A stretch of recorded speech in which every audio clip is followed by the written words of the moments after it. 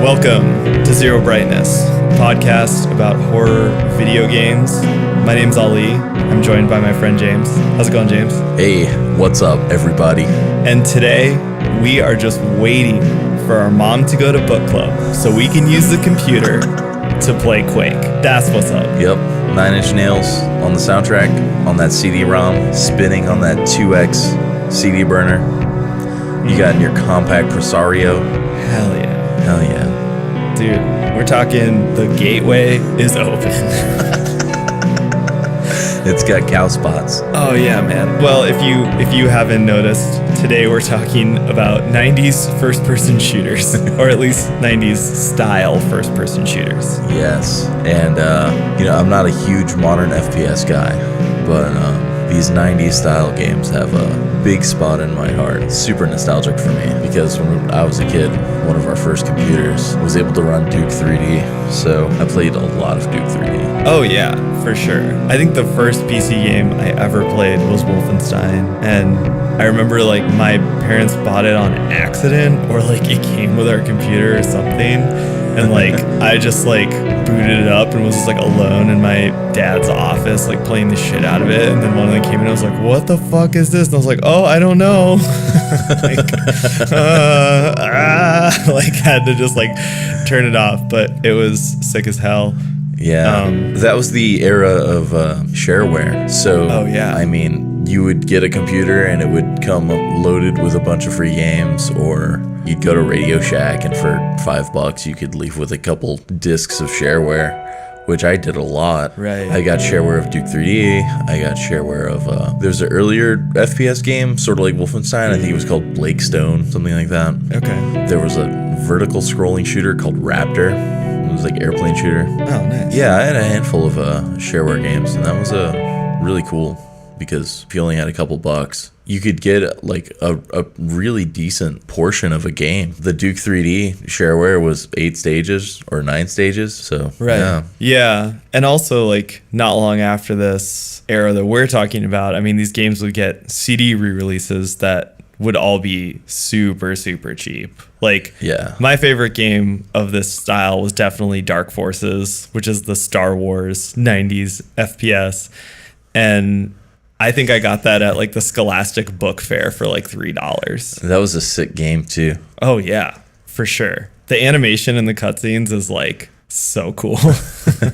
I think that one was built on the Doom engine. Yes, it was, for sure. So Wolfenstein 3D was essentially a maze game, and the engine was so primitive that you couldn't do changes in verticality. So all the floors and ceilings are the same height, and there's no, change in verticality at all. So there's no staircases or anything. Doom brought that. So there was verticality, different ceiling height, ceiling and floor textures, which Wolfenstein couldn't do. Right. And then after the Doom engine came the Build engine, which was designed by Ken Silverman. He was like a young kid, he was like 18 or 19 building this engine. And the Build engine, you could finally do things like rooms above other rooms. So you could have things like elevators, and you could finally look up and down. Right. So yeah, there were a handful of games built on each one of these engines. There's Duke 3D, there's Doom, and Wolfenstein 3D that are kind of like the 3 tiers of the progression of the complexity of these engines. Well, and the 2 games we're talking about today, first we're talking about Blood, and the other is Dusk. Blood is a 90s first-person shooter, and Dusk is a sort of throwback 90s style first-person shooter that came out last year. But the first game, Blood, is actually in the Build engine. Yeah. And it's sort of a later game for that engine. Right. There was a big 3 in the Build engine, which was Duke 3D, Shadow Warrior, and Blood. Right. And Blood released last. Right. And in the chronology of first-person shooters, it's super late for a 2D shooter because these engines aren't pure 3D. Right. It's sort of fooling you into thinking it's 3D. With the advent of games like Quake and Turok and GoldenEye, we sort of said goodbye to the 2D shooter. Right. And I mean, if you were around at this time, or you remember back to this era, that was always a big deal, trying to do full 3D. Yeah.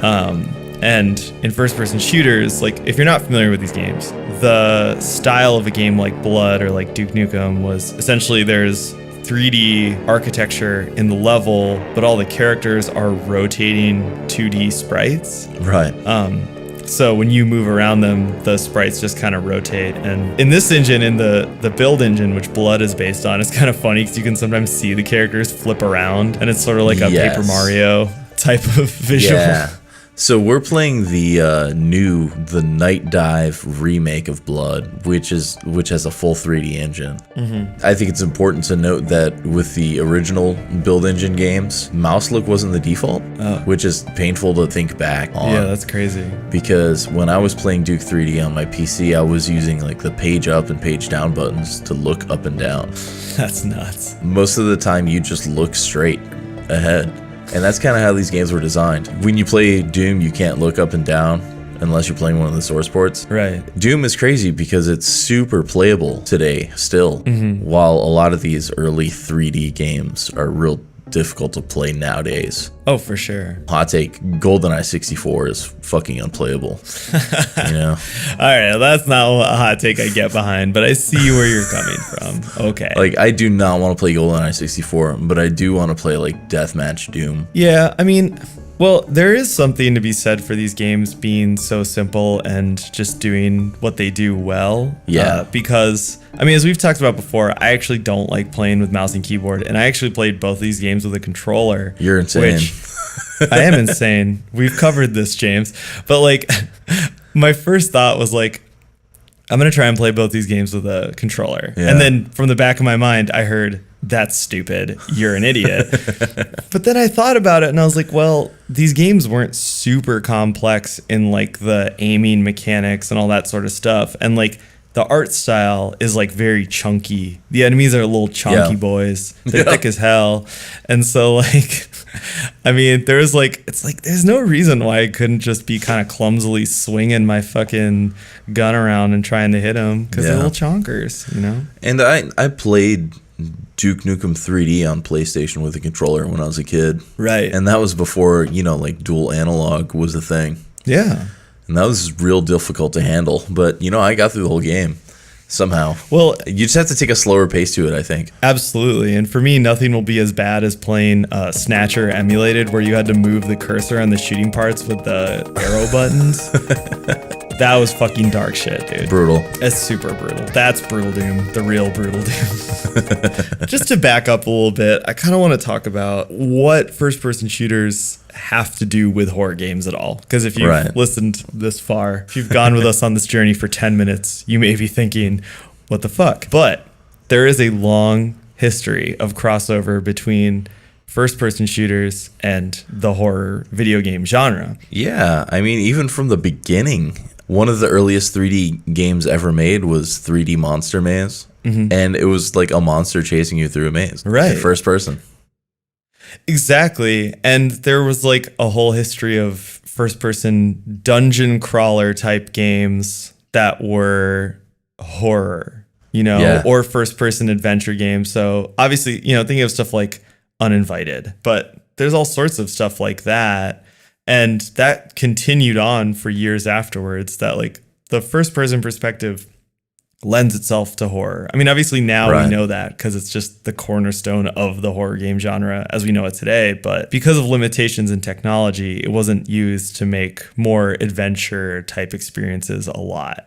And once survival horror hit, that just became the default is, okay, horror games are third-person action-adventure games, you know? Right. Well, and I think the leap to 3D really helped with horror. Oh, yeah. Because, you know, a side-scroller can only be so scary, you know?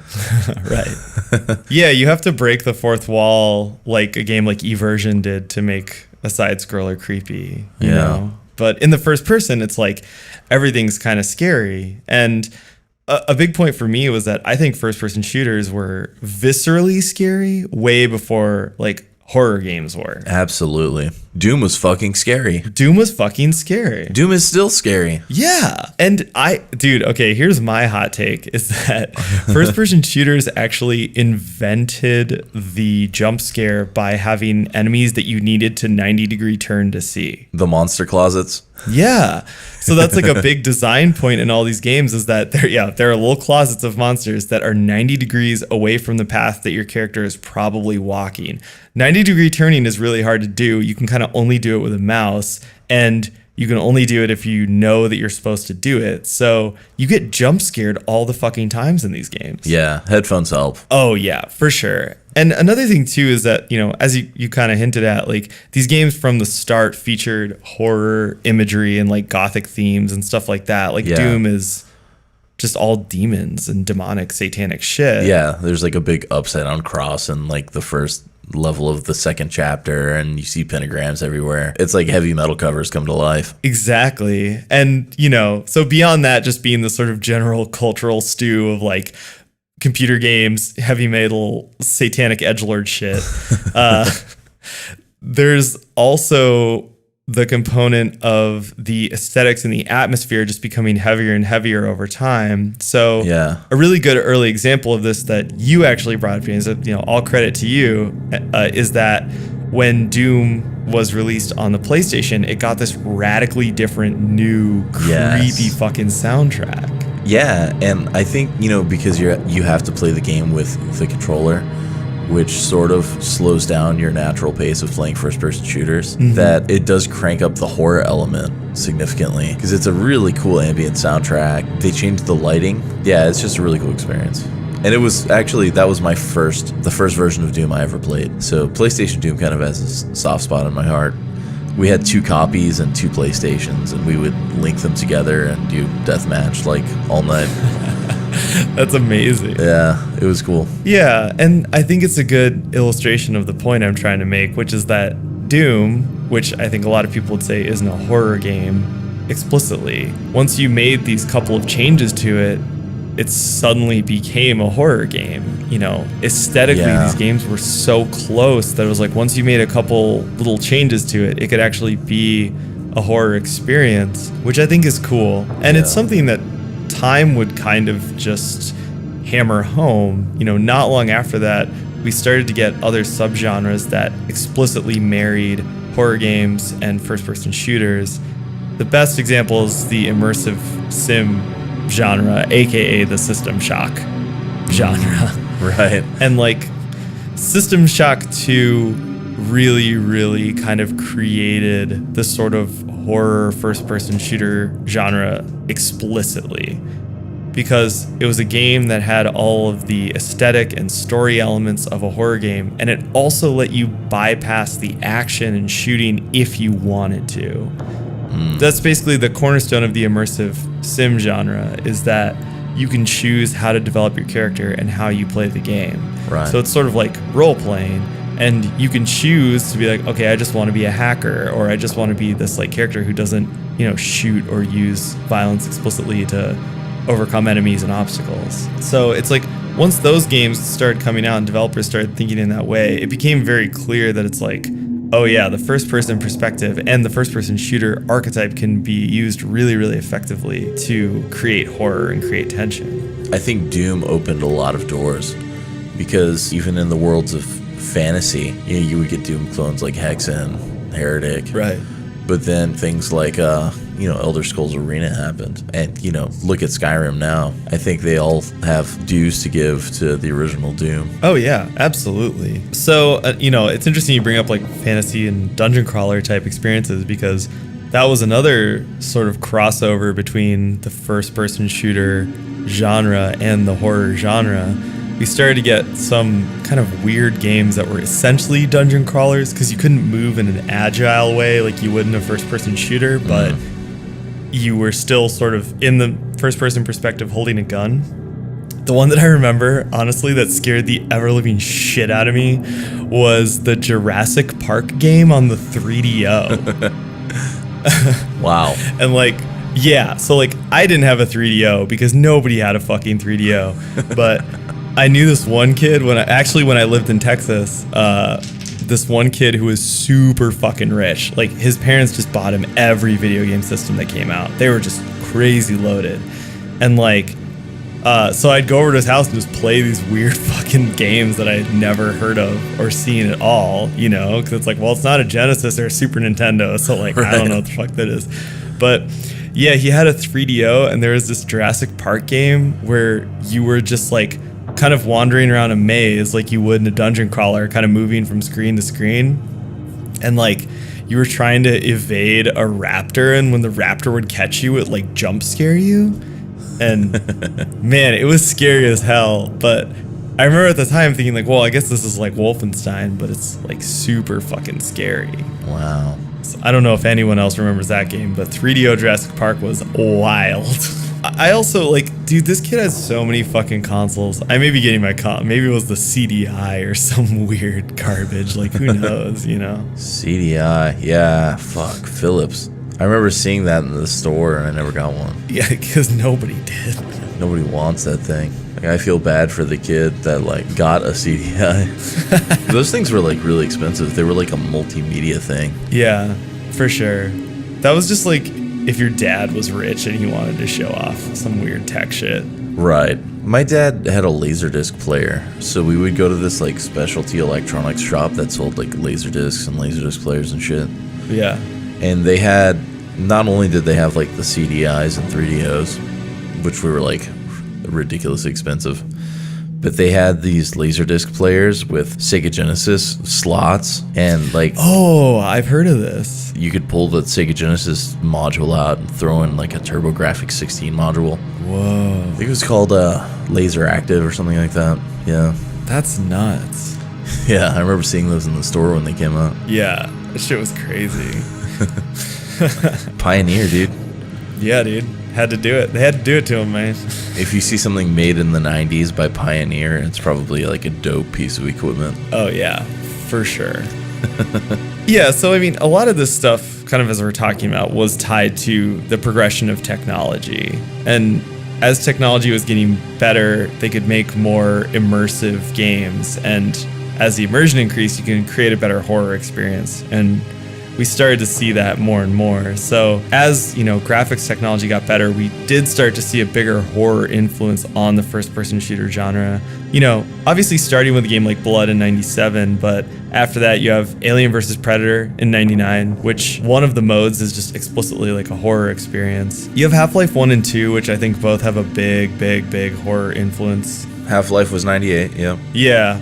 I mean, Half-Life 2, I think, has more of the, like, horror influence, but Half-Life does, too, with the kind of sci-fi horror, basement lab from hell type thing. Definitely, like, sci-fi horror. Half-Life 1 is pretty Cronenbergy. Absolutely. System Shock 2 is also in 99. I mean, this stuff we're talking about is all, like, 98, 99. Well, you're forgetting one of the big boys. Quake was super horror, and that was 96. Right. And that kind of brought in the wave of 3D shooters. Sure. And Quake was definitely horror as fuck. Quake 2 took a turn for the sci-fi. Honestly, I was always more interested in Quake 1. I didn't play a lot of original Quake, so I played a lot of Quake 2, yeah. And that kind of seems, that's why I think of it as sci-fi. I got the big box Quake from Best Buy, and then I got like all the expansions in the big box too. And then like I even bought this other expansion that it was like 100 levels for Quake unauthorized.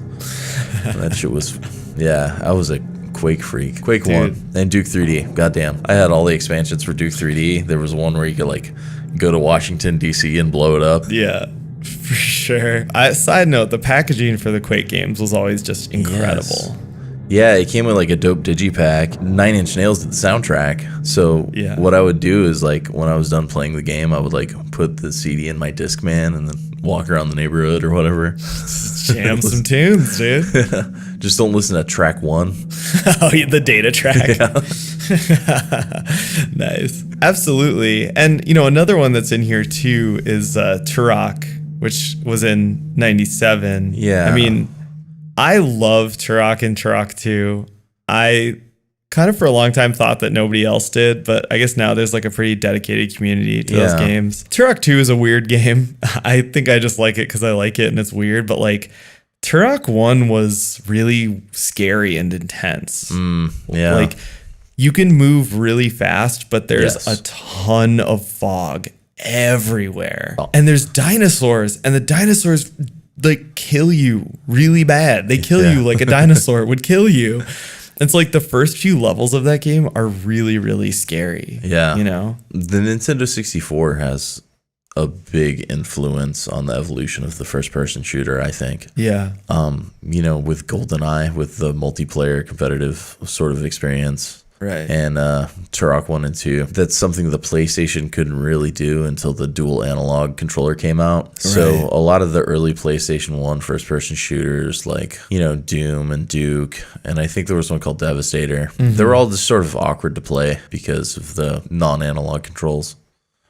Well, and one thing that's really funny is that even after the original PlayStation got the dual analog controller, the developers hadn't figured out how to do dual analog controls for a first-person shooter. So ironically, the N64's bizarre, awkward-ass controller worked way better for first-person shooters in the pre-dual analog era than anything else. It is hard to go back to, though. Like I said before, I don't want to play GoldenEye 64. Well, I think there's a lot of these older first-person shooters where it's not really about accuracy. And so I don't mind the controls so much. Like if you just sort of stop giving a fuck, like it's fine. And I guess that's how I felt about any old console FPS. There's some that are like notably bad, but like going back and playing GoldenEye or Turok, I never had an issue with. Anyway, so to segue a little bit more into the games that we're actually going to be like diving into in this episode, there were some more, I thought, interesting crossover between these games specifically and the games that we normally cover. One of them being that both of these games were made by developers that had either already done horror games or would go on to do horror games.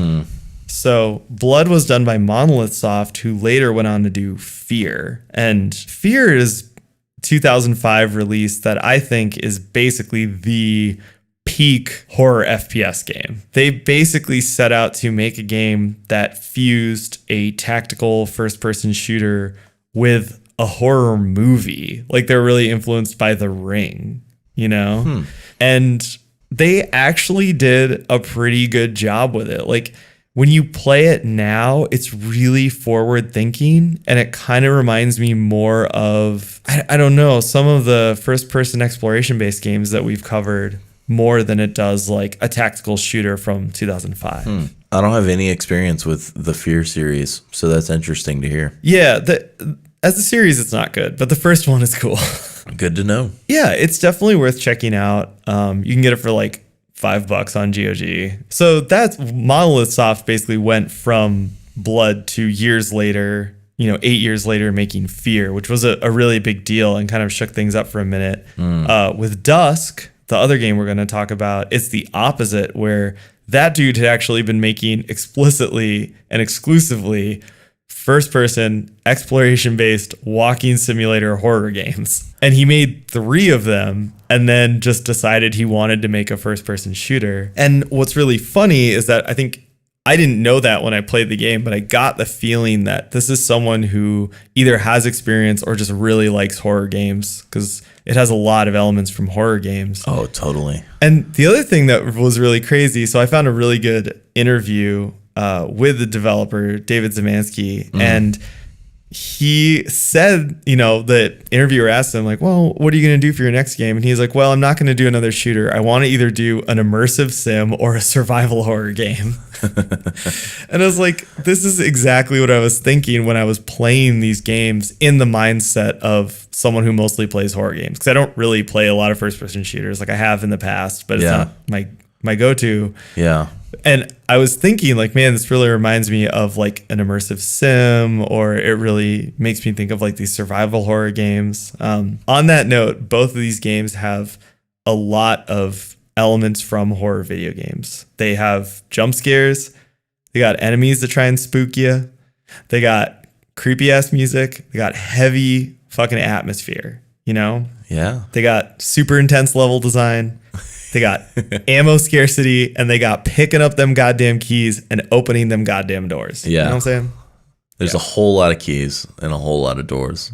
Keys open doors. I dedicated to Blood, so like I played the whole thing from beginning to end. I didn't do the bonus missions or the expansions, but I did it all with no cheats on medium difficulty. I think it's called lightly broiled. And man, there's a lot of meat on them bones. That game took maybe like 10 to 12 hours to finish, which is sort of a lot for a first person shooter. But like, man, there's 4 chapters and there's a ton of levels. And some of the levels are legitimately like long, complicated stages. It's just a lot of game for a very small download. So Blood has multiple versions, re-releases and all that type of stuff. Yeah. Like you said earlier, we played the sort of remaster by Night Dive Studios. Yeah. Who kind of are specialists in this now. They're actually working on a System Shock remaster and a System Shock 2 remake, I believe. It seems to be kind of stuck in development hell, but every once in a while they're like, hey, we're still working on it. Did they also do the Turok one? Yeah, they sure did. They did the Turok remaster on Steam. Yeah, which I have been meaning to play because I love that game, but I haven't gotten around to it. Yeah. But so they already did the System Shock like remaster, but they've been working on a remake. It's just like trying to remake System Shock is sort of like tilting at windmills. I don't know. I mean, I think they'll get it out eventually, but man, I would not want to be the guy in charge of that for sure. Anyway, we played Blood Fresh Supply. So that's the version, and it's really good. Yeah, I got it for like $5 on some third-party key website, but I think it's like $10 on GOG. When I booted up, I had never played Blood, actually. Like, I knew what it was. Yeah, I knew what it was, and I think I'd maybe played a second of it. Like, the first level seemed familiar from when I was a kid or something. But, like, I wouldn't say that I've played the game at all. Had you played any of the Build Engine games? Oh, yeah. I played a ton of Duke Nukem. Yeah. Which, like, it was really nice to play Blood now because it didn't have, like, the misogyny of Duke Nukem and the racism of Shadow Warrior. So it's like, yes, if you're feeling nostalgic for this type of game, but you want to play it without, like, needing to, like, bleach your eyes and ears afterwards, like, play Blood. Dude, Lo Wang is so fucking racist. Oh my god. How did this... That's it. Actually, I don't have anything else in that sentence. It's just, how did this? Have you seen a picture of his voice actor? No. It's just like this fat old white guy. Of course it is. I used to entertain my wife with this voice. She thought it was hilarious. Oh god. Yeah, just really awful shit. But anyway, Blood doesn't have any of that. And Blood did surprise me with, like, turning it on and there's a fucking FMV cutscene just off the rip. They're so corny. They're so bad. I love it. And there's just the 2 at the beginning and end of the first chapter. I think there's one at the end of every chapter. So you played through the whole game. Yeah. Legit, which is insane. Because this shit is fucking hard as fuck. Yes, this game is hard. Okay, and so I told you, so when James pitched this episode, I was like, that's fine, just so you know, I can't really play these games. But I did. So the way I used to play them when I was a kid was that I would play a level, I would use cheats if I have to, and then when I got bored of the level, I would just skip the level. Yeah. So I've seen, like, every level in, like, Dark Forces, but I definitely have not legitimately beaten the game Dark Forces, right? Or same with Doom. It's like I've seen every level of Doom. I haven't legitimately seen it. But with this game, I had planned to do that as well, but then when I actually started playing Blood on easy mode, by the way, which is still fucking hard as shit. On the first difficulty? I think it's called Still Kicking. So I was playing on, like, super easy mode, and it was still hard, but I played through the first 2 episodes or the first 2 chapters of the game or whatever they're called. Legit on easy. Okay.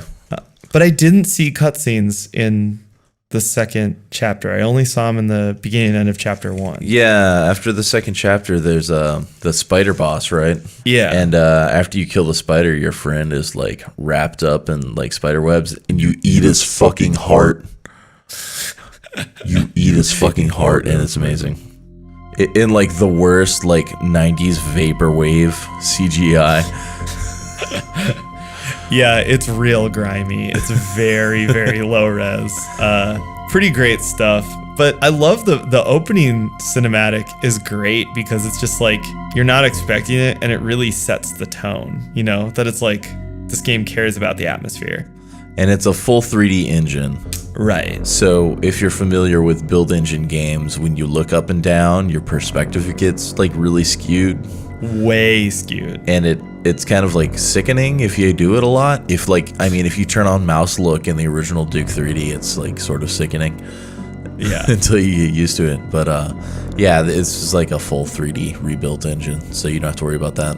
Yeah, it has the option that you can use the music from the CD version, which is super weird and creepy and atmospheric, just like the CD version of Doom. Yeah. Had this crazy, creepy soundtrack. Side note, you can get the PlayStation Doom soundtrack on Bandcamp from the original composer. Oh, no shit.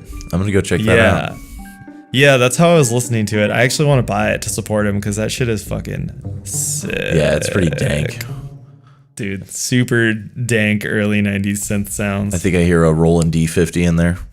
Oh, hell yeah, dude. Yeah. You know it. The little joystick on it.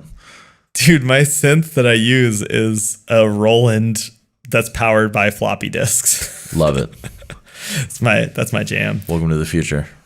Welcome to the past. Yeah, so it's got really, really cool music, and you can toggle it, but the CD version has like the creepy horror music. Yeah. And it's super, super dope. Yeah, there's a lot of really good songs, except for the Carnival song. Yeah. The Carnival song is the worst song in the history of humanity.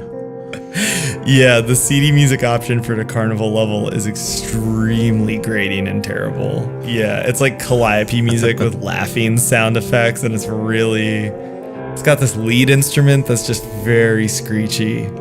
It's very, very bad. I feel like we should talk a little bit about the gameplay style of Blood. It's kind of like Duke 3D on even more steroids. More horse steroids. I mean, it's still build engine, but I feel like the big difference here is like skill-based weapons. A lot of the weapons that you would expect to have in a first-person shooter, they're sort of remixed here and they demand more of the player. For example, instead of getting a pistol, you get a flare gun, which when you shoot something, it takes them several seconds to die because they finally like combust and catch fire. Yeah. Another example that you get right off the bat is dynamite. You light a stick of dynamite and you cook it for distance and then you throw it. And if you hold it too long, it'll blow up in your hands. Well, and if you don't throw it and run backwards, it blows you up. Yeah, if you just tap the button, you're still in the damage. So For sure. The next thing that's important to point out is that the regular enemies, the cultists, the ones with guns, they always hit you and they always take off a shit ton of damage. Yeah. And in the first few levels of the first chapter, they're everywhere. And they will just cut you to fucking shreds. And so, like, right at the beginning of this game, it, like, throws you in the deep end of, like, you only have these shitty weapons that are skill-based. These dudes are going to rip you to shreds, and good fucking luck, buddy. Yeah, so the two main enemies that you'll face throughout the game really are these guys in robes who yell at you in Latin, I think. Yeah. Who are cultists. And yeah, they have machine guns and they're very, very formidable. The brown ones have shotguns and the black ones have machine guns. Yeah, that's what it is. And the other sort of main enemy are these zombies. They're not obviously as terrible as those guys, but they also take enough bullets that you can end up in a pretty bad situation if you get swarmed by them. Yeah, so it's just a really, really challenging game. It throws some other enemies at you too, but every new enemy it throws at you, it's just like, oh my god. I feel like this game was like tailored for like, oh, you beat Duke 3D, right? Okay, well here's this. Yeah. It's like the Mario 2, the Japanese Mario 2 to like fucking, you know? Where it's just unreasonable. Yeah, this is definitely like the lost levels. What's interesting though is that like, as a counterpoint to that, I mean, the level design in this game is really huge and open and exploration based. So you have these like bursts of really intense action, but then you just have this kind of atmospheric wandering. That's sort of the ebb and flow of these early first-person shooter games. You'll battle a wave or you'll deal with a big room full of bad guys. You'll explore a bit, find a key, open a door, deal with the same sort of wave. That's sort of the ebb and flow of these games. And that's kind of where the puzzle elements come in too, because these aren't like modern first-person shooters. You actually have to like figure out a maze, because essentially all the stages are mazes. Some of them actually explicitly have like hedge mazes in them. More than one stage has a hedge maze. But what I think is cool about this game is that level design idea is pushed so far that it actually makes the exploration sections really interesting and really rich and atmospheric. Yeah. Like more so than other games of this era that I've played. Once again, I'm not the most well-versed or the scholar of early FPS or anything, but like just in my experience, I think that the levels here are so big and so maze-like and so creepy that it actually kind of creates its own cool vibe and has its own cool experience based around exploring these levels in between those bouts of really intense action. Totally. And, you know, the soundtrack just reinforces that because there's a lot of creepy stuff. And, you know, the enemies have voice clips, things they yell at you. You know, there's like sound effects for everything. It's easy to take this kind of stuff for granted, but yeah, back in that era, that wasn't common. The little disembodied hands are screaming Evil Dead quotes at you. The zombies are yelling Return of the Living Dead quotes at you. Yeah, fuck those things. Yeah. You know, okay, there's a couple different classes of enemies in this game.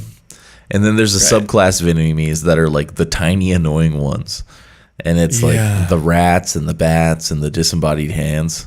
They're so fucking annoying. Dude, but side note, that's what the alt fire on the Tommy gun is for. Oh, is that what that's for? Like if you're getting swarmed by rats and you hit that, you just kill them all. No shit. I've never tried that. That's what it's for. In 20 years. We were like messaging while I was playing the game and James was like, oh, every weapon has an alt fire. And I was like, what the fuck? And then like I got really obsessed with the Tommy gun alt fire because you just wave it around like your Scarface. Yeah. And he was like, it's totally useless. And then a minute later I was just like mowing down rats and I was like, oh hell yeah. Pro strats, dude. Dude, I was pissed when Dusk brought back the fucking rats but didn't give me a Scarface style way to take care of them. I was furious. If I was going to try and sell this game to someone who isn't a fan of first person shooters or old first person shooters but likes horror games, I really think that the fact that you spend most of the game kind of wandering around these creepy environments alone while creepy music plays. Yeah. I mean, I don't know if there's anything better than that. That's like 80% of the games we've played for this show so far. Yeah. Well, and I also didn't play this game on easy mode, so I'm like in a carnival, like mowing down tons of cultists while Jojo the Idiot Circus Boy is about to play and fighting for my life while all these bundles of TNT are whizzing by my head. So, well, let me say, easy mode is more fun. You should have played it on easy mode. Yeah, I don't know. I had a lot of fun with this game. It reminded me how good the stage design was in old FPS games.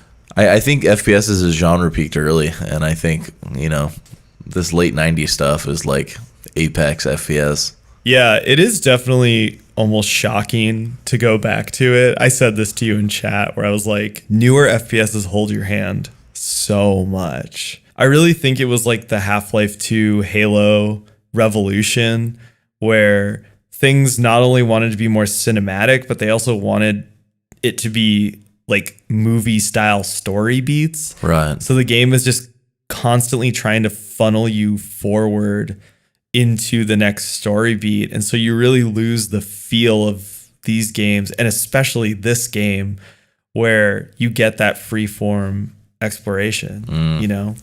Doom 2016 did a pretty good job of bringing some of that back. So hopefully a lot of future FPS games will kind of follow that trend that Doom 2016 set. Actually, in a minor way, Shadow Warrior 2 sort of did that too, which was a really fun game and significantly less racist than the original Shadow Warrior.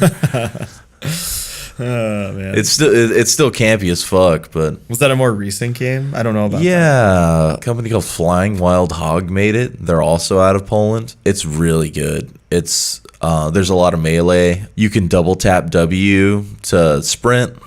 You can do double jumps and shit. You're very agile. It's a lot of fun. Yeah, it's kind of a looter shooter. Okay. Which is like, I don't know. It's the only looter shooter I've ever played. So. Gotta get them jams. Give me them jams. Yeah. The problem is that some of the stages are procedurally generated, which means mediocre stage design. Oh, yeah.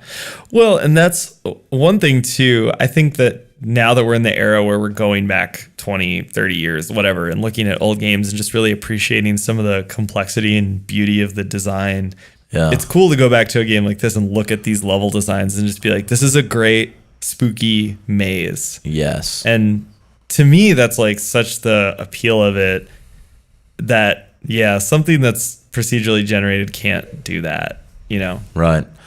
Well, so something we haven't talked about is, you know, how the game plays. You know, we kind of said it was like Duke on steroids, but the guns are a big part of this equation. We talked about some of them, like the flare gun and the dynamite, how they're sort of skill-based, but I think the shotgun is really notable in this game because it's just so satisfying. The single fire, you could, you know, two barrels and then you reload, but then the alt fire is both barrels at once. And it's just, with the amount of recoil and the way the enemies react, it's just like one of the most satisfying FPS guns ever. Yeah, no shit. I mean, it was kind of the only thing I used, basically, when I played this game, you know, unless it was something that you needed to use a more powerful weapon on. That's like the only thing I used. The Tommy gun was fun. Instead of a rocket launcher, you get a napalm launcher, which has a sort of ridiculously sized damage radius.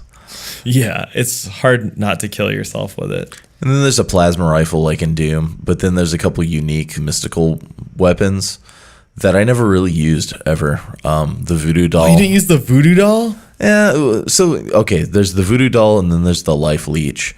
And the problem with both of them is that, you know, when you're using the voodoo doll, if you don't aim at the thing you're trying to kill, it hurts you. Yeah. And with the life leech, you can take your own life away if you run out of bullets. Sure. So I never used either of those things. I love the voodoo doll. Dude, I spam the voodoo doll.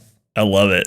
Spam voodoo doll, dude. Yeah. No, I love it. But it's a pretty good arsenal. It's sort of weird to not have a regular pistol. But it fits. Okay, so this is another cool thing about this game is that it has a weird aesthetic. Yeah. Which is that you're almost this like 40s style like demon farmer. 1927, I think it's based in, something like that. Yeah. Yeah, like you have this sort of weird old-timey evil aesthetic, and like even in the third or fourth episode, a bunch of stages seem to be set during like World War I or II. Yeah. That's the third episode. Yeah. And so it's like it's cool that they not only is it's like, okay, the aesthetic is horror. So, okay, you're fighting zombies and you're fighting cultists and there's a bunch of references to horror movies like blah, blah, blah. But they also set it in a time period and then made all the weapons like fit that thing. So, like, yeah, when you start out, you have a fucking pitchfork. Yeah. And, well, you wake up in your grave like Altered Beast. You wise from your grave. Yeah, dude. And then you've got a fucking pitchfork and you just wander around poking guys. And it's once again with everything, the music and the aesthetics and everything, it just sets the mood right away. You know, it's not like Duke Nukem where it starts up and some fucking butt rock is playing and you punch a demon in the face or whatever. It's like, no, we're doing something different with this one. That zombie just crawled out of its grave like you did. Wise from your grave. And now you're going to pitchfork it to death. Yeah. Like, all I have is this bag of flares. What am I going to do? Yeah. Oh man. Yeah. The first couple levels, flare gun is your friend. Yeah. Well, you don't have any other friends because the fucking first couple levels are brutal. Well, let's talk about some fun stages because I think like this game has some stages that really shine. Oh yeah, absolutely. I mean, just like with any of these build engine games, the first stretch of levels are always really great. Yeah. And these games are the stages are meant to be sort of like built in a linear path, so one will lead to the other, will lead to the other. So the first stage is like really fucking sick. It's basically like the funeral home from Phantasm. Yeah. Like a miniature version. And like so you meet the cultists and they look like the little midgets from Phantasm. So this like the horror movie is just like start like immediately and they never stop. We were gonna talk about some of the movie references, but there's like so many. You just have to go to the Blood Wiki and read them. There's literally fucking hundreds. No, I love it. We've already touched on some of them already. Yeah. You know, but even just in talking about the stages, we're gonna hit a lot more. Oh, for sure. After the funeral home, you go to a train station, which is super cool, super brutal. And then you take the train, so one of the stages is actually on the moving train. The next stage, the train crashes and you're at a carnival. So like that stretch of like 4 stages is just like perfect 90s FPS level design. That first stretch of 4 stages. Chapter 1, they get kind of like more temple-y, like stone temples and stuff. I like the more sort of modernish 1920 style stuff, like the train and the funeral home. Yeah, just stuff that gives you something that's a little more visually interesting and something that's actually throwing these kind of movie references at you. I found that was a big part of the fun of this game. It's a very campy game. It's very Evil Dead 2, very Army of Darkness. Yeah, Evil Dead 2 and Army of Darkness are huge influences on this game. I mean, the first time you get strangled by a disembodied hand screaming Evil Dead quotes at you, you're like, okay, I get it. I got that. Yup, cool. It never like doesn't stop being cute though. These little hands like screaming, "I'll swallow your soul." Yeah, in like a pitched up voice. Yeah, it's pretty fun. So moving on to chapter 2, I really dislike the first stage. I don't know how you feel about it. I'm having a hard time remembering it. That's the one where you show up on a boat in like iceberg. You're like on a little dinghy. Oh, and then, yeah. That's why I forgot about it. It's very stupid. It fucking sucks. Like, I don't like it at all. It's one of a few stages in this game where like I killed everything and then couldn't figure out how to leave. Yeah. And it was just like, well, there was a hole right by you the whole time. And I was like, okay, cool. Well, a couple stages in this chapter have that problem. Yeah. This stage is actually where you're introduced to the Gill Beast also, which is an underwater shark man monster thing. Super annoying. The chapter does get a lot cooler though when you end up at a lumber mill, which is a fun level. That's a cool level. But then things really start cooking when you get to the hedge maze level and then the overlooked hotel stage. Yes, the best stage in the game. Maybe the best stage in the game. My favorite. Yeah, it's like top 3 stages in the game. Great, both of those stages are Hedge Maze and Overlooked Hotel. Hedge Maze is real tense because you're in like real close quarters with a lot of bad guys. Lots of 90-degree turns. Yeah. And Overlooked is just super exploratory, secrets everywhere. It's like, man, it's like apex stage design for these old school 90s FPSs. Absolutely. And as you may have guessed, it's a reference to the Overlook Hotel in The Shining. Yeah. And it even has the little frozen Jack Nicholson out front, which I was like standing in front of him, like, is there something you can get it to do or an Easter egg? And I just ended up blowing it up. And I was like, oh, I guess that's that. Yeah, if it was Duke Nukem, you would have like pissed on him or something.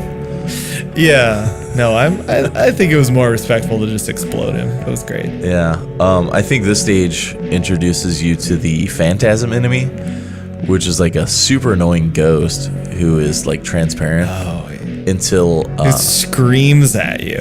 Yeah, and you can't hurt him until he becomes like translucent, and then you shoot him, and then he becomes transparent again. That fucking got me. Yeah, counterintuitively, the best way to kill him is to just wait till he gets up in your face, and then like unload both barrels of your shotgun. I don't. Yeah, but the first time, no, I agree. And the first time you find one, it's like you open a closet and it just flies out at you. Yeah. That really got me. Yeah, that was a real scare. After the Overlook Hotel, there's another great stage, The Haunting, which is like a big haunted mansion.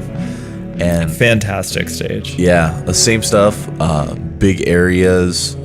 You'll get lost. There'll be points where you don't know what the fuck you're doing. Or one point that we didn't talk about in this game is that unlike Doom, where you just have a red, yellow, and blue key, Blood, you can have up to 6 fucking keys. It's a lot of keys. That's a lot of shit to keep track of. And it's a lot of doors that you have to remember to come back to. Yeah, and that's another thing that made me sort of relate this to survival horror, because it made me think back to like the original Resident Evil, or it's a good point. You know, where it's like, you know, you're getting all these ridiculous fucking items. Like in Resident Evil, it's like, you know, a statue that you have to flip it over and look at the bottom or some bullshit. And then also 15 keys. And like, it was cool playing this game where it's like, oh, you know, this actually really makes me think of survival horror games where you have to juggle keys. You have to remember where your backtracking is. They're just almost like micro survival horror games. Like each level, the good levels, the ones that are really big and exploratory and fun, remind me of that, and it kind of gave me that 90s horror vibe, like Alone in the Dark, Resident Evil kind of vibe. And if you play it on hard, you're definitely being careful and doing health management and shit, not being wasteful. I still was on easy, but it's just because I'm not good at these games. Yeah. Another thing about playing these games with the controller is that since they're not built for modern players, they're not built with the same modern amenity as like aim snapping to the closest target and things like that. So accuracy is just going to be a lot lower inherently. I switched to mouse and keyboard every here and again when I was like, I can't get past this when part. Shit got hairy. Yeah. So it's like, I did what I had to do. I mean, I played through the whole game without cheating, but I did quick save like a motherfucker because, you know, you just turn a corner and there's like 3 machine gun guys and they mow you down and like 3/4 of your life's gone and you're just like, fuck. Yeah, both of these games encourage save scumming like real bad. And I got into it. And blood can be legitimately cheap. Oh, yeah. You know, there will be... Every time you go walk into a new room, there's like somebody behind you, like in the corner. Yeah. Towards the end of the game, I just started like throwing dynamite around corners when I got to a new corner. And like 9 times out of 10, like there's like a bunch of gore flying past me in a second. You know? Yeah, well, and they also start throwing in like environmental hazards every once in a while too. Like the last level of the second chapter is just full of like environmental hazards. Yeah. And it's just like, ugh. Come on, you know? So moving on, the third chapter, I like the third chapter a lot because it's more urban. I always thought the more urban stages of Duke 3D were always my favorite. The second chapter of Duke 3D wasn't super great to me, but the first and third were like fucking spot on. It's really cool because it's like you're walking through a ghost town. The first stage is called Ghost Town, I think. There's like bombers like dropping bombs on town. So you get all that really cool like build engine environmental destruction that they used to do, which was always like really satisfying to watch. And so the second level is just an extension of that city level, but more shit's going on and like bombs are dropping and you hear machine guns in the background the whole level. And so you're just exploring through this town. You go through like a restaurant bar and shit, and there's all these references and everything. I think this is probably where I had the most fun with Blood. The first run of levels in chapter 1 and then here. There's also a hospital stage called the Sick Ward that was really fun. Yeah, that level is cool. I think I liked chapter 2 the best just because it had all those like gothic mansions, and that's definitely my speed. Gave me the Resident Evil vibes, and I was vibing on it hard. I think this game has more variation in environment than something like Duke 3D because of that too. Well, even definitely more than like Doom or really most of the games that were like in this quasi 2D sort of shooter genre. Like, they kind of got samey with the levels, but this game really mixes it up. Each chapter feels really distinct. So even when you start up chapter 3 and it's in a town that's like under siege, and it's got this kind of war imagery and stuff, it's like, oh, whoa, this is actually like jarring in a cool way. You know, it's like, this is something totally different. The second half of chapter 3, it gets really industrial and it gets sort of less interesting for me. Still good stages, just nothing that stands out. And then I feel like the last chapter is sort of a mixed bag for me too. Yeah, for sure. Nothing really stood out for me there personally. The Crystal Lake stage was really cool. They introduced new environment textures, so it looks like you're walking through the woods. I had fun with that one. And I feel like the highlight of the last chapter is a stage called In the Flesh, where you're in sort of a meat world, and the architecture just kind of like does weird shit. Yeah, it's a cool, like, you get a lot of cool environments and stages to explore. And like I said, I really like just how atmospheric it got and how much of a premium was putting on just letting you explore in between these bouts of really intense action. The stages are really big, which is cool. They vary in quality too. They're not all equal in terms of quality. So like, I mean, you look at the list you put together, I think each chapter has like 3 or 4 really, really standout stages. But there's like 8 levels in each, I think, something like that. Bottom line, I really enjoyed this game. I thought it was really fun.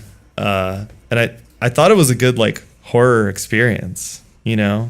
Like, yeah, it was a lot of fun. It's more of a Night of the Creeps, you know? For sure. And I think though that like if you like horror stuff, you inevitably end up getting into stuff that's as much horror themed as it is like of the genre itself. Yeah. You know, in video games, obviously it's a huge thing. You know, there's like classics like Castlevania and Ghosts and Goblins and even later stuff like Devil May Cry and things like that. Like you end up sort of getting into this stuff.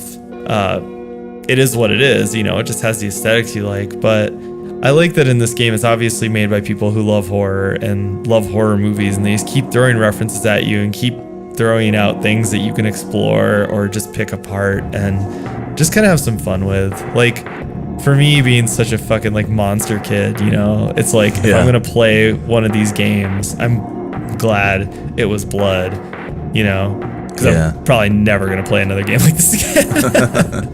I don't know. I got like really nostalgic for build engine games, and I kind of want to go back to Duke 3D and play through the first chapter at least, you know, because that was probably the best chapter. Yeah, for sure. But I think that's kind of the power of something like this, like something being horror themed, is that it'll get you to check out something like that you may have not checked out otherwise, you know? And like, there's other episodes that I want to do for this show that are a little more on the horror themed side than they are on the like explicitly horror side. And I think about obviously games like I really want to do a Dark Souls and Onimusha episode. And like Onimusha is a great example because it's like a lot of people picked up that game because it was like, well, it's like Resident Evil but with samurai, and that's like a weird, you know, that's a weird combo that ends up working really well. And you know, people had never played like a samurai game, you know. Like, you're gonna have to beat Dark Souls to talk about Dark Souls though. Do I? Fight me. It's a rite of passage. Hey, you haven't beat the original Dark Souls. It's fucking hard, dude. Yeah, I beat Dark Souls 3 though, so I can talk about Dark Souls 3. All right, well, I'll try and beat Dark Souls 3 and we'll see. Yeah, perfect. Hey y'all, thanks so much for listening to the Zero Brightness podcast. If you want to support us, the most direct ways are at our Patreon, which is at patreon.com/zerobrightness. You can also give us a rating on the service of your choice. I know Apple's super into that. And when you leave a rating, you can also leave us a suggestion for a future episode topic. You can also follow us on Facebook as well as Instagram. We're at Zero Brightness Pod. You can also shoot us an email with thoughts, comments, whatever at zerobrightnesspodcast@gmail.com. It's been really cool interacting with people and sharing thoughts on Facebook and Reddit. So hoping to hear from you guys more directly in the future. Okay, enjoy the rest of the episode. Dusk. Dusk is really fucking cool. I got it on early access, basically right when it was announced. I was feeling the hype pretty hard. I got the playable demo, which is the first chapter. They kind of did it shareware style. And I devoured it in one sitting. And so here's the interesting thing. The first chapter is very much a Quake clone. It sets itself up as like the perfect homage to like the earliest 3D first-person shooters. And then the second chapter and third chapter come out, and each one sort of like pushes the boundaries farther and farther. And then, by the end of the third chapter, the game is doing just insane bonkers shit that you never expected from like, a quote-unquote Quake clone. I don't know, it doesn't show its cards. And I think a lot of people aren't talking about like how fucking insane Dusk gets at the end of the game, but it's really cool. Well, to me, Dusk was interesting immediately. So for the listener who doesn't know exactly what we're talking about, like the Quake element here is that the visual style is like totally different than Blood. Yeah. In the sense that instead of being this kind of like 3D environments with 2D sprites, it's fully 3D. Things are generally on the like lower polygon count side, and they Very sort low. of have these like but they have these like sort of pixelated textures, but it ends up looking really cool. This game reminds me a lot visually of Lost in Vivo in the sense that it has, like Lost it's got in the low Vivo meets polygon. Redneck Rampage. Yeah, exactly. Like it's got the low poly count models and it's got the pixelated textures, but then it's also got really interesting lighting effects. Yeah. And the way it all comes together, and this game has fantastic music, like so good. And the way it all comes together just creates like such a powerful image and aesthetic that like it's kind of like when we were talking about earlier, or in the Layers of Fear 2 episode, where it's like you can just close your eyes and think of what this game looks like and you can summon it immediately, you know, which is kind of the mark of like a good visual and aesthetic style in a game. So the thing about Dusk is way more of a horror game than Blood. Like, Dusk to me is like way more explicitly a horror game. As I mentioned earlier, this is a 2018 release. It was developed by David Szymanski and published / like co-developed by New Blood Interactive. He had previously been a horror game developer. Like, he was making these horror walking simulator games. He did Finger Bones, The Moon Silver, and The Music Machine, I believe are the names of his games. We're gonna have to check those out because I don't know anything about any of them.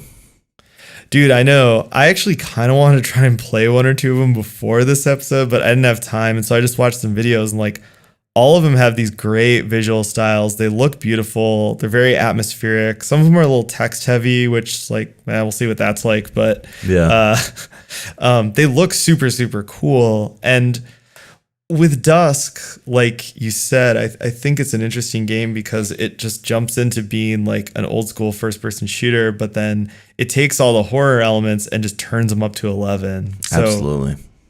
Relative to the genre, this game is like a horror game. Relative to horror games, it's more of an FPS. Yeah, and like even after the stage is done loading, it says press a button to enter the horror. Yeah. It knows what's up. Yeah, exactly. And so like, the early stages kind of have this like rustic country kind of vibe, which makes sense because the developer says his favorite horror movie is Texas Chainsaw Massacre. Yeah. And it's definitely got that vibe. But as the game goes on, it gets into this like Lovecraftian dark underworld kind of vibe. Right. The story is Dusk Dude, which is his name, which is a throwback to Doom Guy. Doom Guy. Yeah, I was going to say, he's Doom Guy's cousin, obviously. Yeah. He's like a treasure hunter, and so he goes to this abandoned town called Dusk in Pennsylvania, and he's kidnapped by cultists, and that's the kind of the story. And it turns out the town, through mining, has found like these ancient ruins under the city.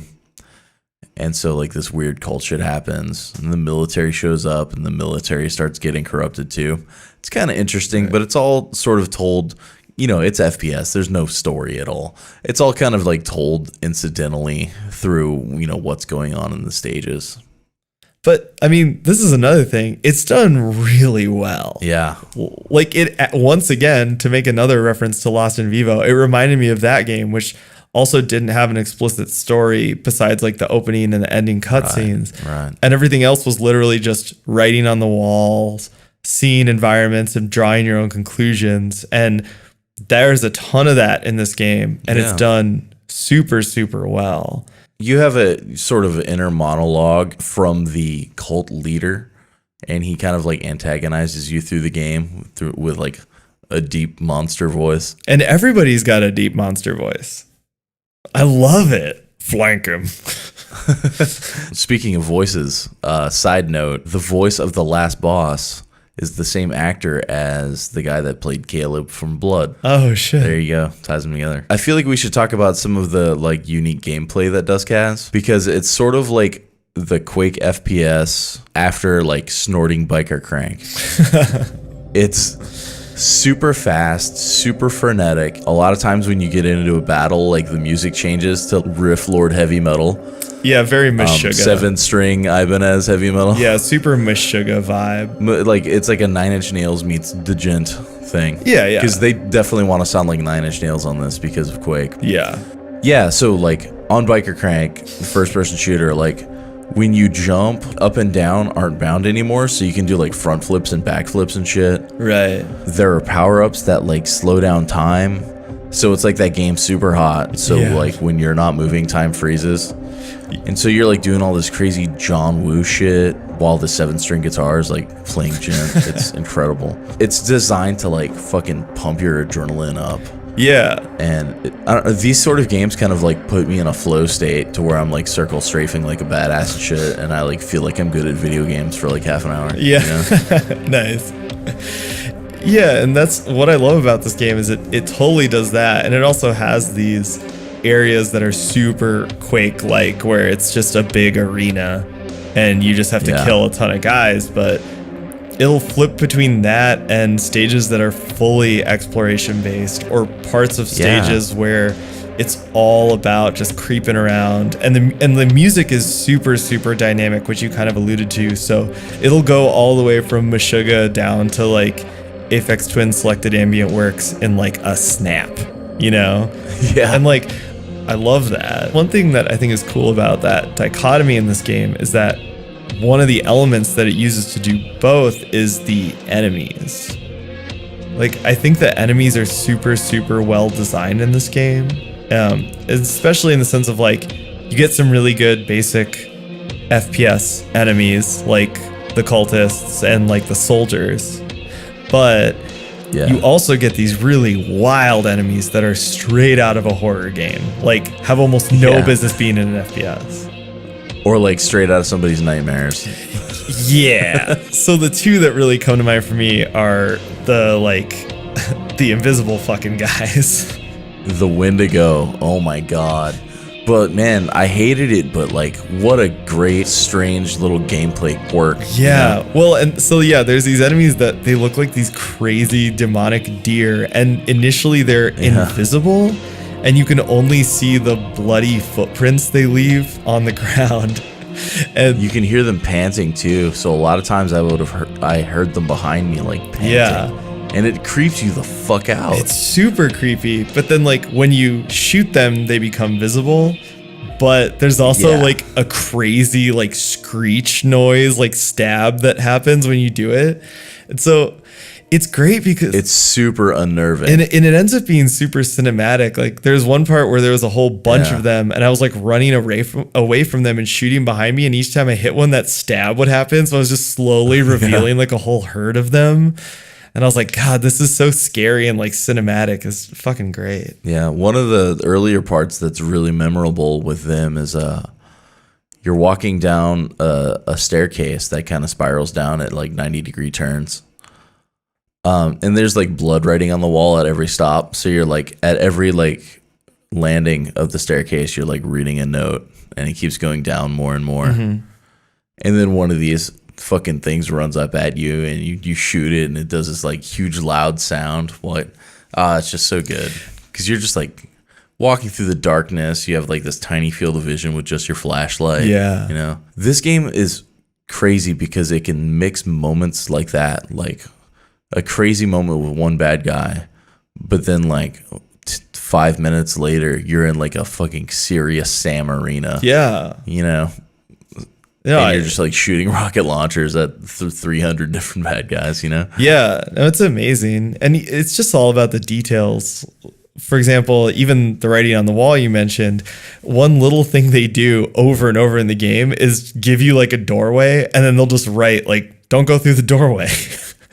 And they just keep doing it. And it's like every time you're like, I'm going to go through the fucking doorway. But it's just unnerving to have a big thing there that's like, don't go in there. Because then you're just suddenly like, I probably shouldn't go in there. There's another enemy that I love similar to the Wendigo. That's like these little screaming dudes. Yes, they're called the Horrors. Yeah. And they're basically like a big scary like face emoji or something. Yeah. With little stick legs. Yeah, they breathe really loud and creepy as well. So you hear them, they breathe super loud, and so you can't tell where they are, and then they just pop out at you, and they run straight at you really fast. Yeah. It's so fucking good, man.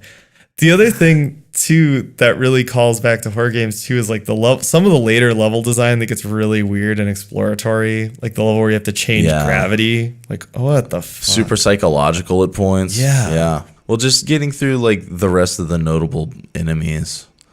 I thought it was really cute that the goats are called Black Phillips. A shout out to like, you know, probably my favorite horror movie of the past decade, The Witch. Yeah. The Witch rules.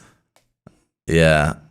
There are these really like kind of like spindly female monsters called cowgirls that are just like really, really creepy to me. I hated those things. They were so hard to kill and extremely fucking creepy.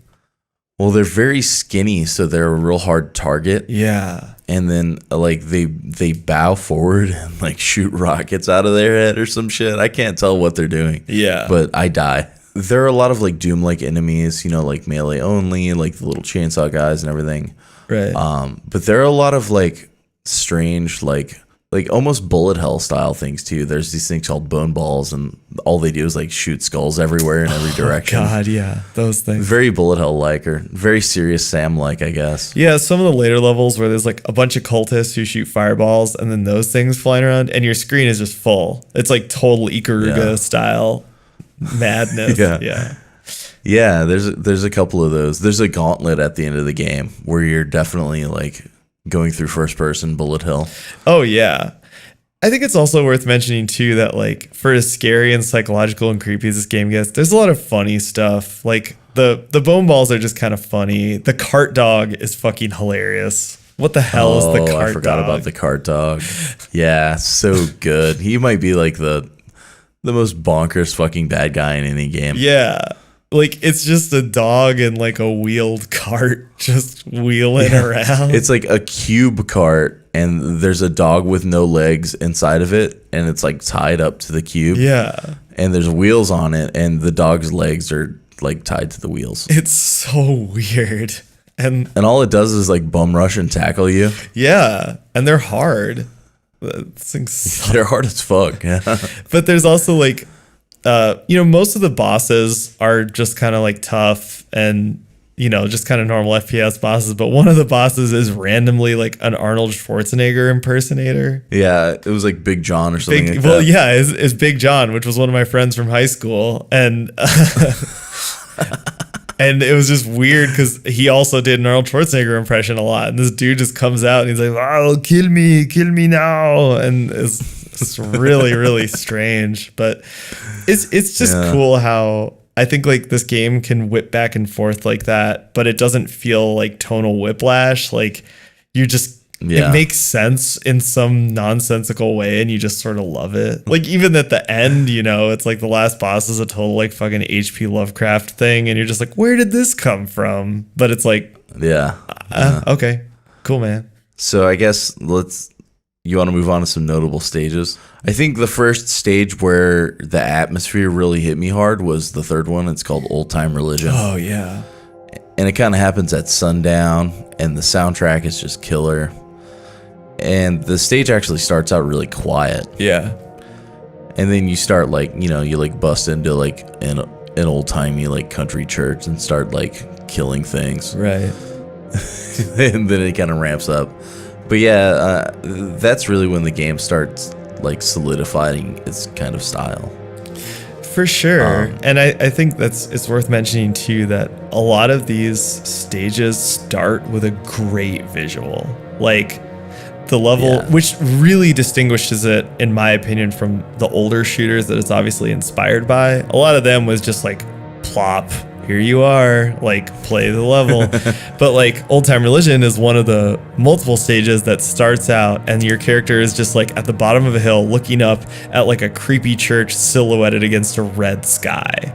And it's just like, that's a great visual, and it's so creepy and evocative, and like you said, the music is great. And I really appreciated how this game can just establish what's going to happen so quickly and effectively, especially after, playing like an old school shooter where you just get plopped in the stage and it's like, walk forward, dummy. This one's like actually challenging you. Like, look at this shit, man. That's fucking scary. You want to go in there? And I'm like, no, I don't want to go in there. Like, fuck that. It's awesome. And also too, I mean, between the huge stages in this game and the visual style and the fact that you can run fast and jump far, this game really reminded me a lot of Turok 2, which I think is one of the most underrated games of all time. Like, Such an underrated game. Just a side note. I've never played Turok 2. I've played 1. 2 has nothing to do with the original. It doesn't even feel like it's in the same series. I don't even know why they use the license besides like sell more copies. But it's really, really great. Hopefully Night Dive does that one again soon. Like that's a really... They may have already.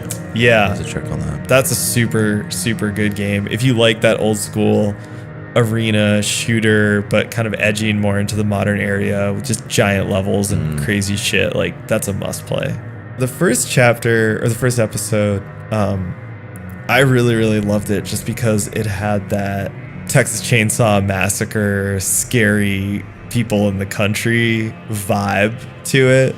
So it's like, you know, the enemies are guys with bags on their heads and chainsaws. They're like creepy ladies with forks. And between that and the level design, I thought the whole aesthetic of that chapter was great. And it was cool. It's not as spooky as 2 and 3. 2 and 3 get really, really spooky because they just shove you in like tiny dark tunnels and then start fucking with gravity. And you're just like, whoop, okay, nope.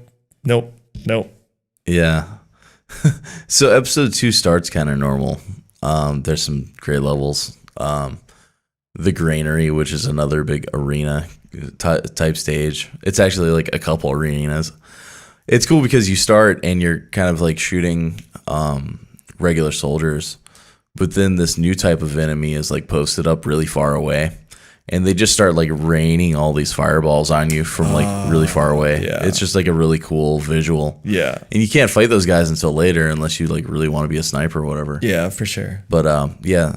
So you're dealing with these like soldiers on the ground while like all these bullets are raining down on you. It's pretty cool. Right. Notable level I've written down is called the Unseen, which is the first time you have to deal with the Wendigos. Oh yeah. Well, that's where the game starts to put you underground more, which I think is where it really starts to shine. Like where you're just in a dark, cramped tunnel lit by flashlight and there's invisible fucking satanic deer. Like, hell yeah, dude. Well, you start going into these like military style facilities that don't really make sense. Yeah. But they end up being all part of the mining operation that finds all this shit. Right. You know, you have written down here the Escher Labs, which as the name implies, like start to mess with gravity and kind of get super. Escher Labs is so cool. Yeah. Yeah. That's the first time you're like, what the fuck? Like, this is incredible. Yeah. The game has a really, really good sense of progression. I think especially once you get into episode 3. Because like, I mean, the flow of the game, kind of like Blood, is like they throw you at a big arena and then they let you explore or put you into like a smaller, creepier level, right? Yeah. And like as the game goes on, though, they start to disrupt that flow with just really wild shit, like Escher Labs, where it's like, okay, gravity can be changed. Like, okay, shit can get really weird. Or like in episode 3, there's even more levels like that. And it starts to like purposefully fuck with the flow of the game.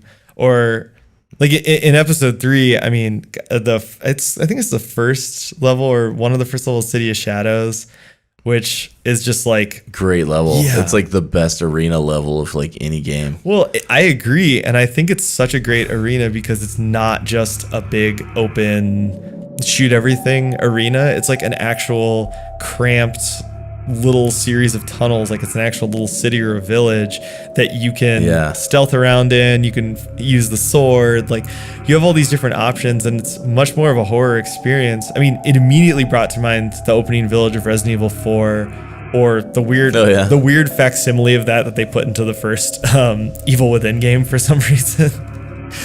Like I was like, holy shit, this is like that. And so I thought that was cool how the game sort of understood that it's important to play with the player's expectations, to throw unexpected things at them, and to balance like the horror type of stages and influences with the just like pure arena shooter, waves of enemies type experiences.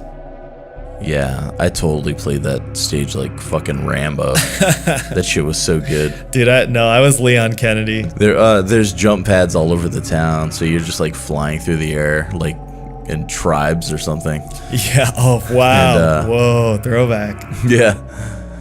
And you're picking up like time slowdown power ups and like double fire rate power ups. Yeah. It's just like total fucking insanity.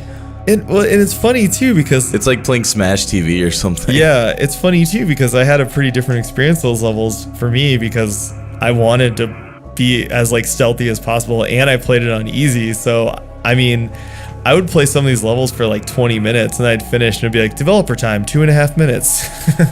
And I was like, Yeah. okay, I get it. But it's cool that I think that I enjoyed this game so much. And it's one of those games where we're talking about it and now I want to go play it again.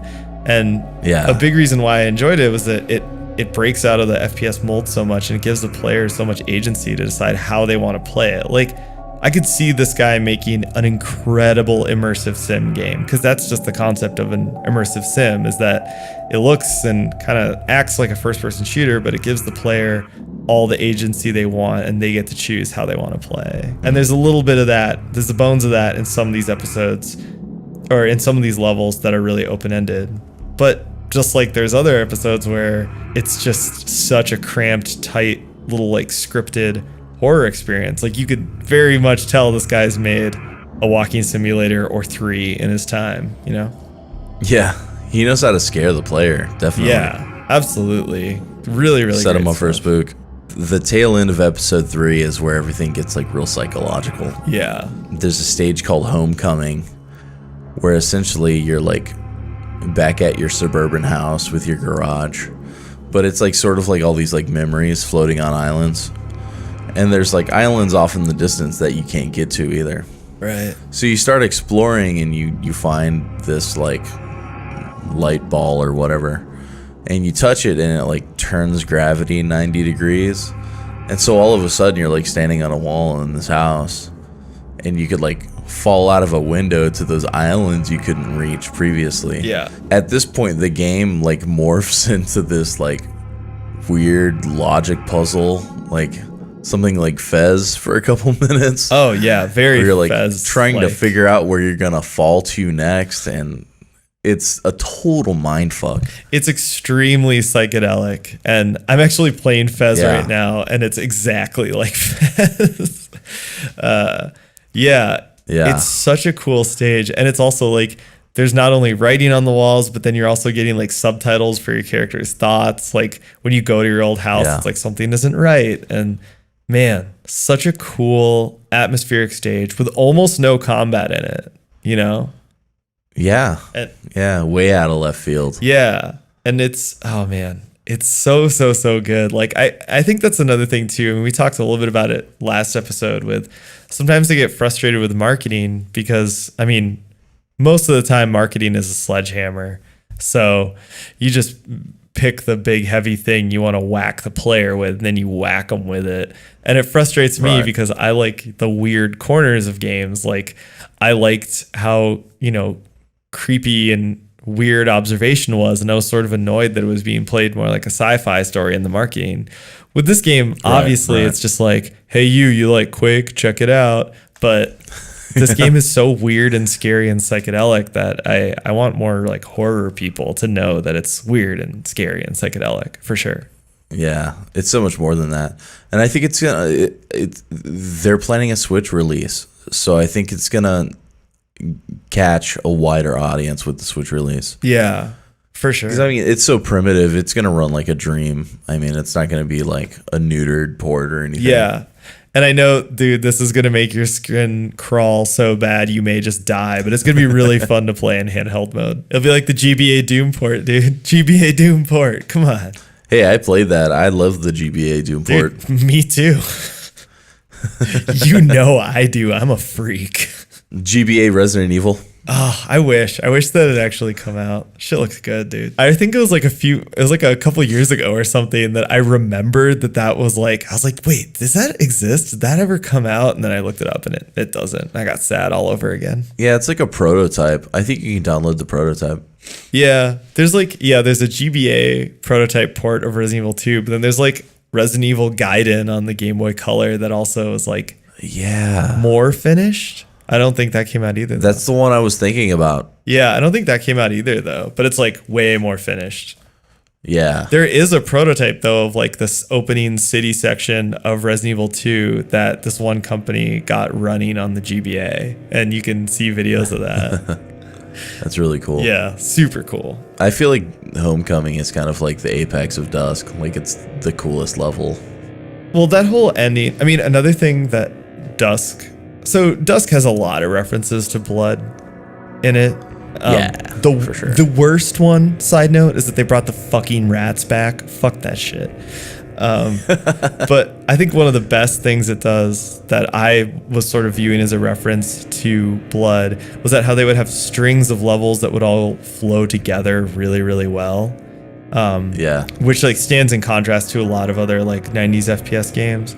But I think like the whole last stretch of levels in the last episode of Dusk are basically like the game loops back in on itself. You start revisiting earlier areas, and like then finally you go back to like the opening area of the game, but it's like even weirder and creepier and darker, and such an atmospheric, foreboding stretch of the game. Yeah, there's a part where you end back in the basement where you woke up at the beginning of the game. Right. And you're asked to put yourself back onto the meat hook that you were left on. That's like how you end the level. Yeah. It's so cool. It's really cool. Yeah, I loved it. There's a stage that's like built out of parts of the older stages. Right. And it's really psychological the way you're running through it. And it's very MC Escher. It's just a great mindfuck. It's hard to talk about. You just have to like play that stage. Yeah, for sure. But then, there's of course like an enemy gauntlet stage that is absolutely fucking relentless. Just nuts. Yeah. And I mean, you played it on easy. I played it on the medium difficulty, and that was hard as balls. I died a lot. Oh yeah, it was hard. I had to save scum. Actually, one of the reasons that I didn't have to do even more save scumming bullshit was that the final boss like kind of glitched.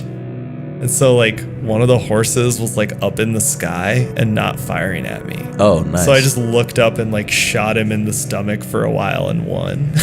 Yeah, I think the infighting between the three took care of one for me, and then it was a lot easier. Oh, okay. So I probably had the same experience, but one of mine just got stuck in the sky. So I just had to kill two of them and then like kill the one in the sky. I was like, thank you. Perfect. Yeah. Yeah, but then you actually do like a one-on-one deathmatch fight with the leader of the cult, which is kind of interesting. Yeah. Because his little character model looks like really goofy. He's so funny. He's cute. He's like you remember Duplo? He's like a Duplo doll. And then of course there's like a secret last boss, which is like the big Lovecraftian beast that you mentioned earlier.